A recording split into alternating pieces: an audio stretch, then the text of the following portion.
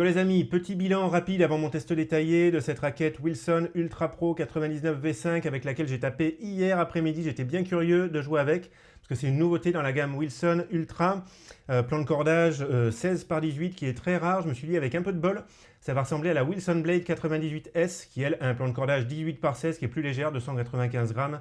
Celle-là, elle fait 305. La 98S a aussi un tamis plus petit, 632. Là, c'est du 639.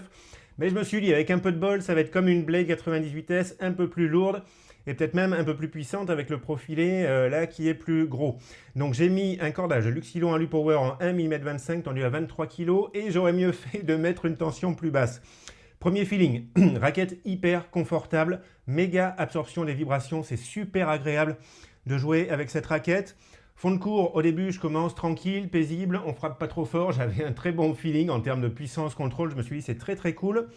Après, je me mets dans la diago, coup droit. Le coup droit, c'est pas mon point fort, c'est un coup puissance moyenne. Et puis, je lifte pas mal, un geste qui peut manquer d'amplitude. Globalement correct, mais j'ai ressenti le côté contrôle de cette raquette. Ça m'a étonné, je pensais qu'elle serait plus puissante. Donc, il y a des moments où je manquais un petit peu de longueur de balle. Et j'avais intérêt de faire attention, à avoir de l'amplitude, à être bien relâché sur mon coup droit. Si je voulais que ça sorte bien, il fallait bien centrer la balle aussi. Donc vraiment sympa, mais attention, un petit peu exigeante en termes de puissance. Accès au lift, correct, mais pareil, avec ce plan de cordage, je m'attendais à ce que ça bouge un petit peu plus facilement au niveau des cordes.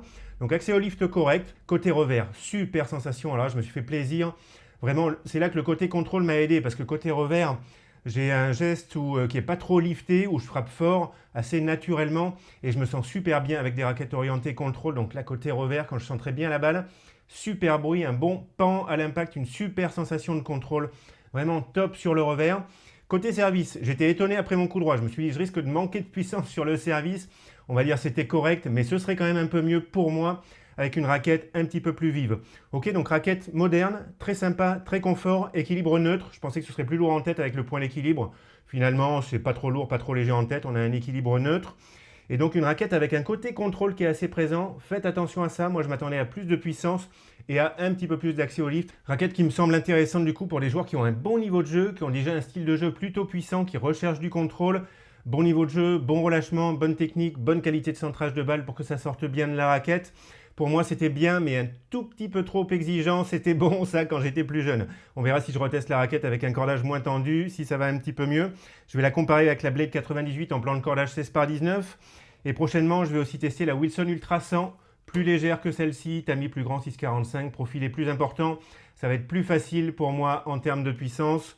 On voit tout ça dans les prochaines vidéos. Les amis, je vous dis bon tennis et à bientôt. Ciao, bonne journée.